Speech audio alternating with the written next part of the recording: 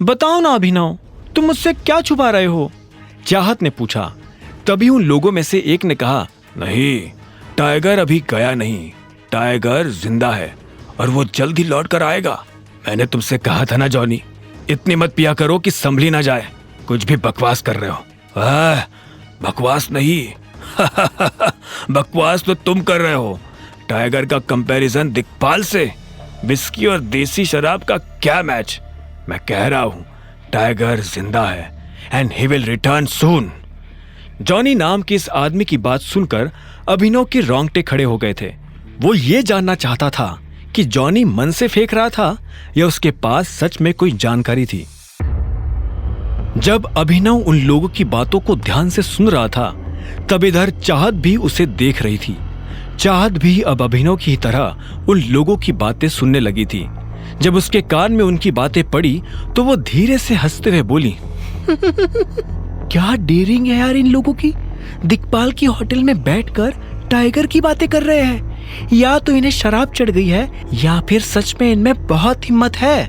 इतना कहकर चाहत फिर से अपनी कुर्सी पर आराम से बैठ गई थी, लेकिन अभिनव अभी भी उनकी बातें सुन रहा था। टाइगर सबसे बेस्ट है। इंडिया में तो क्या, आउट ऑफ इंडिया भी कोई उनका मुकाबला नहीं कर सकता।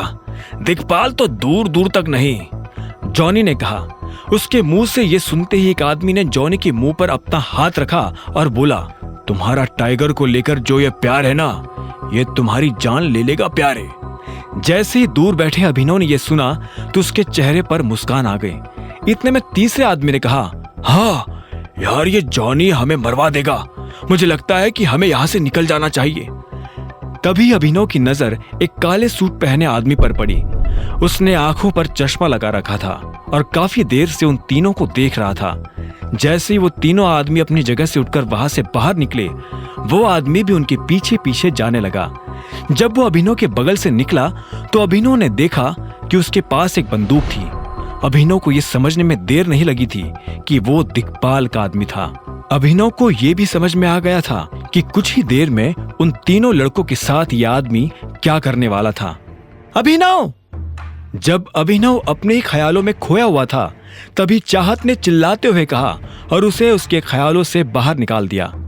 अभिनव ने उसे देखा और बोला, क्या कह रही थी तुम? तुम मेरी दोस्त से झूठ बोल रहे हो। कौन सी दोस्त? अनन्या! चाहत ने जोर देते हुए कहा। अभिनव को एहसास हुआ कि उससे गड़बड़ हो गई थी। फिर भी उसने बात संभालने की कोशिश करते हुए कहा, नहीं, ऐसा कुछ नहीं है। मैं क्यों उससे झूठ बोलने लगा? और हाँ चाहत, मुझे अभी निकलना होगा। एक जरूरी मीटिंग है, मुझे उसके लिए जाना है। और फिर तुम्हें तो पता ही है, मैं अनन्या का पति हूँ। अगर घर पहुंचने में जरा भी देर हो गई तो वो मेरी जान ले लेगी। वैसे भी वो मेरे ऊपर बहुत शक करती है। शक? तुम्हारे ऊपर? वो तुम्हें पसंद तक नहीं करती, उसके दिमाग में तुम्हारा ख्याल भी नहीं आता, तो फिर वो तुम्हारे ऊपर शक क्यों करने लगी? हाँ जानता हूं, फिर भी अभी मुझे जाना होगा। क्या मैं तुम्हें घर छोड़ दूं? चाहत ने अभिनव के सवाल के जवाब में हाँ में सिर हिलाया और फिर थोड़ा हिचकिचाते हुए अपनी जगह से खड़ी होकर बोली, हम फिर कब मिलेंगे? जल्द ही। अभिनव ने इस बात का कोई जवाब नहीं दिया और चाहत के साथ होटल से बाहर आ गया। जब वो बाहर निकला तो उसने देखा कि जॉनी और उसके साथी पीछे की तरफ भाग रहे थे। अभिनव को यह सब ठीक नहीं लग रहा था। उसने चाहत से पूछा, तुम्हारा घर कहाँ है? अभिनव की आंखें आगे भी थी और पीछे भी। चाहत ने कहा, मुझे बस यही पास ही उतार दो, मुझे वहां एक छोटा सा काम है, मैं वहीं से निकल जाऊंगी। कुछ देर के बाद जब अंधेरा होने लगा, तब अभिनव की गाड़ी उन लोगों के पास जाकर खड़ी हो गई थी जो एक आदमी को घेर कर खड़े थे। उन लोगों के पास पहुंचकर अभिनव को पता चला कि वो लोग उस लड़के को मार रहे थे। रुको! इतने में अभिनव ने चिल्लाते हुए कहा।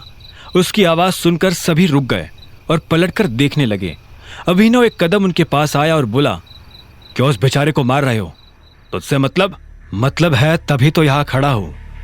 अगर जिंदगी में आगे भी खड़ा ही रहना चाहते हो तो चुपचाप यहां से चले जा, वरना इसकी तरह लंबा कर दूंगा। एक हट्टे कट्टे से आदमी ने अभिनव को घूरते हुए देखा और कहा। यह सुन अभिनव को हंसी आ गई।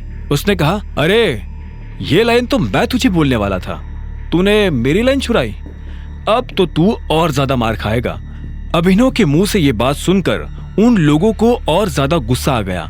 उन लोगों का लीडर आगे आया और बोला, यारे हीरो बन रहा है क्या है? जानता नहीं गुड़गांव में ये हीरोगिरी काम नहीं आती। चुपचाप चला जा, वरना बेकारी हमें एक की जगह 2 कब्रें खोदनी पड़ेगी। अभिनव ने इस बात का कोई जवाब नहीं दिया। वो बस उन लोगों की तरफ देख रहा था और उनकी गिनती कर रहा था। इतने में उसने एक लड़के से कहा, भाई जरा पीछे हो ना। हाँ, वो लड़का पीछे हटा तो आखिर में अभिनव ने अपनी गिनती पूरी कर कहा, हाँ, अब कब्रिस्तान वालों को फोन करके बोल दो कि वो 2 नहीं 20 कब्रें खोद कर रखे। 2 लोग 20 मुर्दों को गाड़ने आ रहे हैं। आगे की कहानी जानने के लिए देखें अगला एपिसोड सिर्फ पॉकेट एफएम के यूट्यूब चैनल पर, और द रिटर्न ऑफ टाइगर के सारे एपिसोड्स को सुनने के लिए डिस्क्रिप्शन में दी लिंक से डाउनलोड करें पॉकेट एफएम ऐप।